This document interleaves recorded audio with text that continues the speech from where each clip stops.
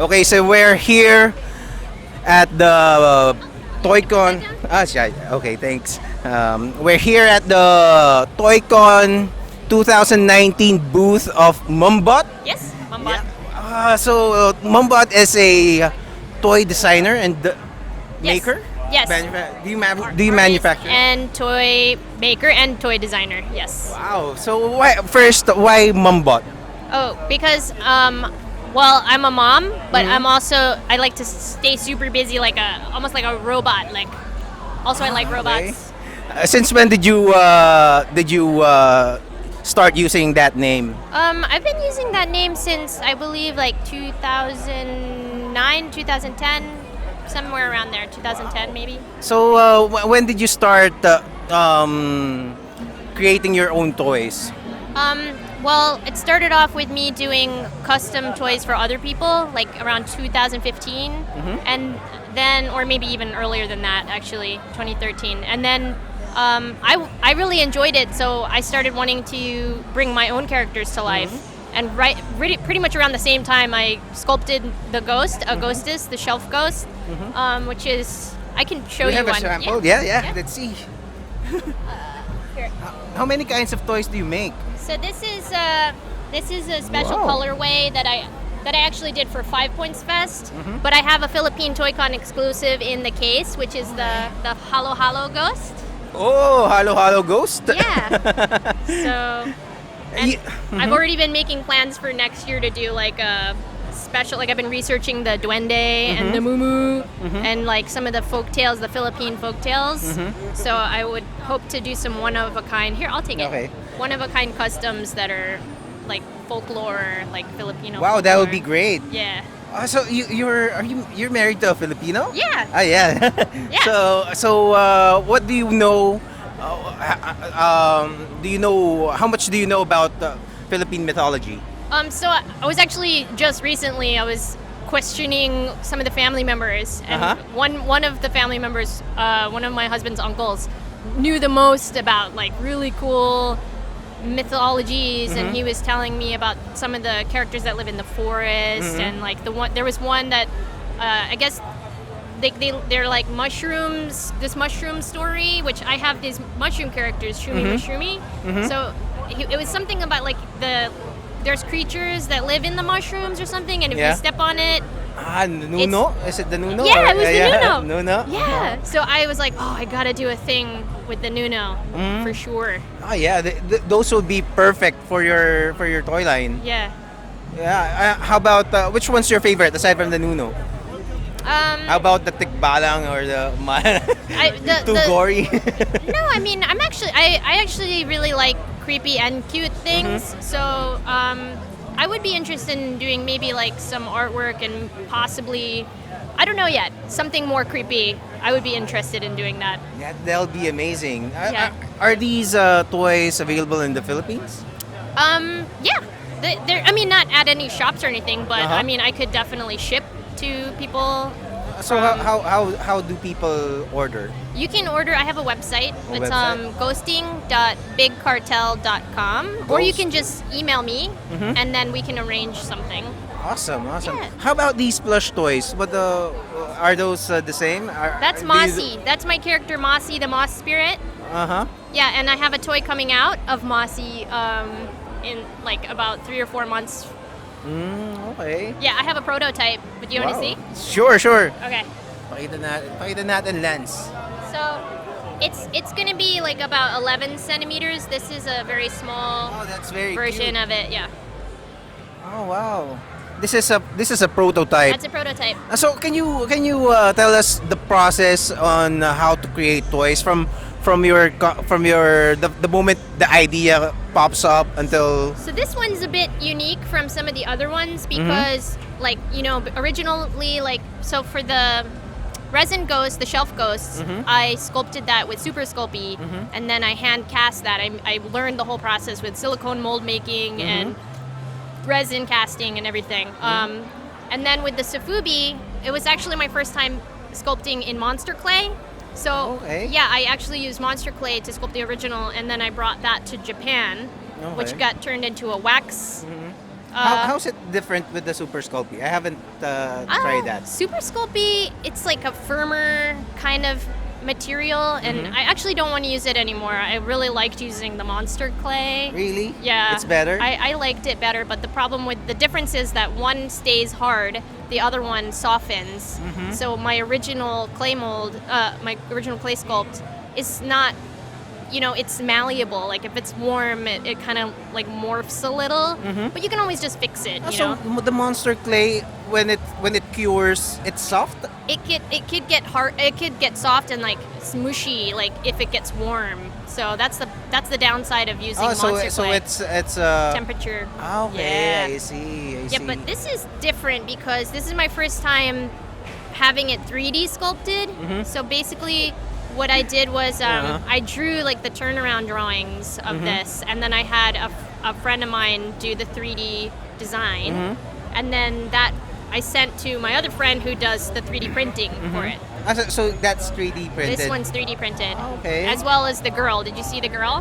Oh, okay. This one. That one. Yeah. That's beautiful. Yeah, May you I? can look. Yeah. Okay.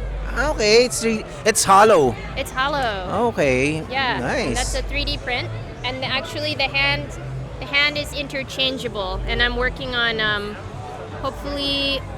Just an idea that I had was to maybe have like some of the other characters like Patty Puffs and Chris Boo, the floating ones, to be on a different hand, so you could change out the hand. Oh, that's amazing. Yeah. Wow. Thank you. What else do you have? Stickers and Stickers, pins, sticker packs, prints. Amazing. Yeah. Comics, and Oh, amazing. I have a whole story so I'm like eventually hoping to come out with a comic. Yeah. Maybe a cartoon in the future. Oh, that'd be amazing. I would love to do that. Or a game, right? Yeah, absolutely. I've had so many ideas. How about I wanted to ask earlier in the press con. Yeah. Is there what was the turning point in your life when the hobby becomes a business? How did you come up with that? What did you decide? So, for sure, like, it just seemed to be more than a hobby because I was not only putting a lot of time into it, but I noticed just people really wanted stuff. Like, they wanted to buy things. Like, every time, whenever I was making. Like, in addition to that, as a mom, to justify, like, putting all this time into other things, it's also like, okay, I wanted to build something, and I wanted to make sure that it was sustainable, like not just, I'm just making this for fun. I do make it for fun, but in addition to that, other people wanting it, I have to be able to justify putting time and money into it. Yeah, so that's how it kind of really became a business. So what's the story of Mumbot? Is it did you start as somebody who just likes sculpting, and then your friends told me, these are so good, and then I wanted to commission? I got a lot of commissions, but I was mostly painting normal, like just painting paintings and drawings, and I had some shows. I was in I had a solo show, and then eventually, I did some group shows, and that's how I started doing the custom toys, and that's how I ended up starting to do my own. Is just people were inviting me to do these shows. So was it scary for you to start? Let's say, what if did it scare you to come out with these? For sure, yeah, it was a little scary. How did you overcome that? It's a good question. What were your doubts first? So first, my doubts were probably with the technical stuff. I wanted to make sure that like everything I did correctly, and it was a good quality product. So wait. It's okay. Should I wait? Okay. Yeah, but the toy community was very helpful. Like people who invited me to shows would give me advice on like how to do this or that, and just very like everyone was just like, just go for it, Yeah. So that really helped a lot. So you just needed the support. So how long have you been in business? Well, Oh, sige. Sure. Sorry. We have a purchase. We have a Yeah. purchase. Okay. Tuloy mo, It's, tuloy mo lang. do you need a bag? It's fine. All right. You get a sticker too. Oh, cool. Yeah. You do need a bag or you don't need a bag? I don't really need a bag. Okay. Thank you so much. Thank you. Yay. Woo. Awesome. Thank you. All right. Yeah. So what were you asking me? I forgot.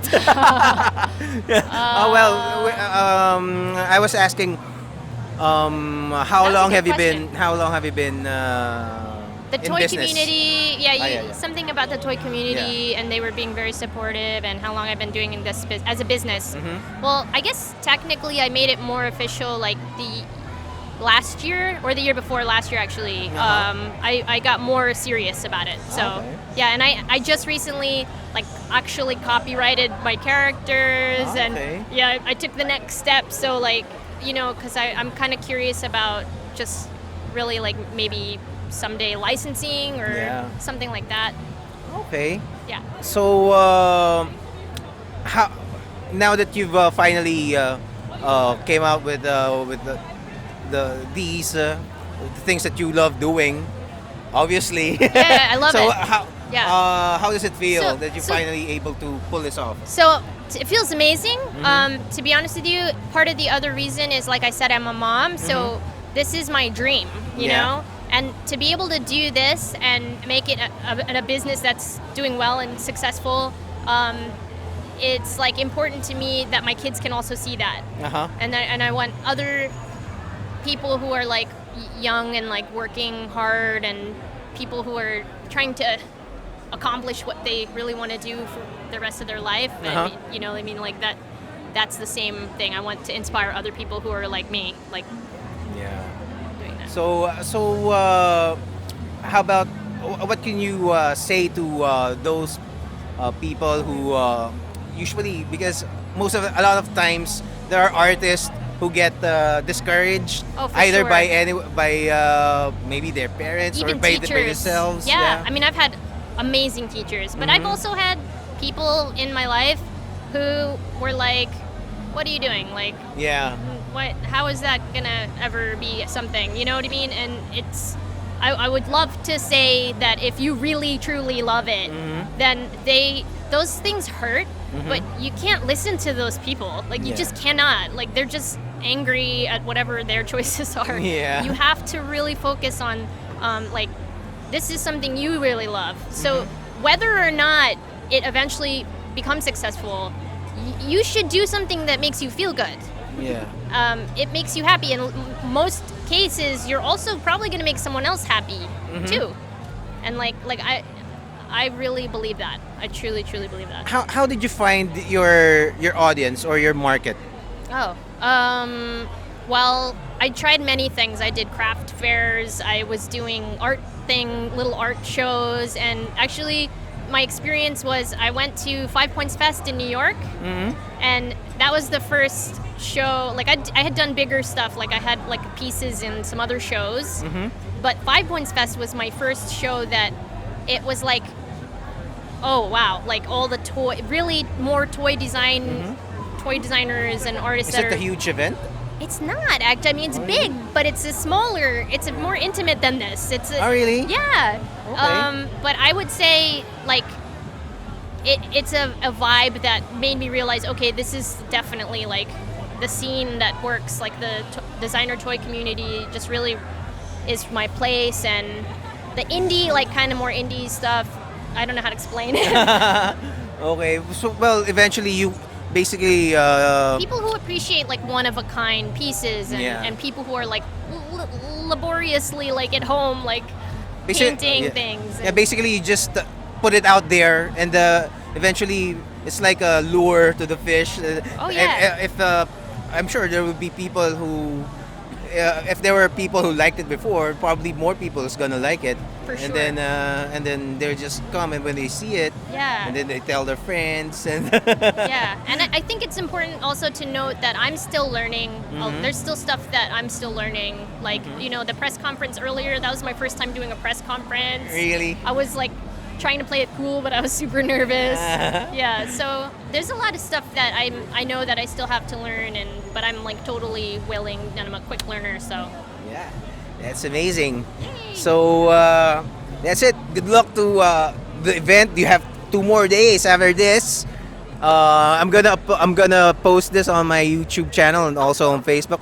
This is for a podcast. Actually, this isn't what I usually do. I podcast in my studio, cool. invite guests. But I was invited to come over here, and now I'm talking to you, which is a very pleasant experience. super nice meeting you. Yeah. Thank you for asking me all the good questions. Yeah, I'll follow your Take stuff. Let me give you a sticker. Oh, okay. Yeah. Okay, and my you. information's on the back. Yay! And please invite them to check out. What's your name of your channel? The Powerful Komiksman podcast. Follow Gerald. Powerful Komiksman podcast. Yeah. Also, your Facebook page. And yes, I'm website. at Mumbot, pretty much on everything: Facebook, Instagram. Yep, at Mumbot. All right. Yes. Yeah. Thanks again. Yay, thank you so much. Bye. Bye. Tara.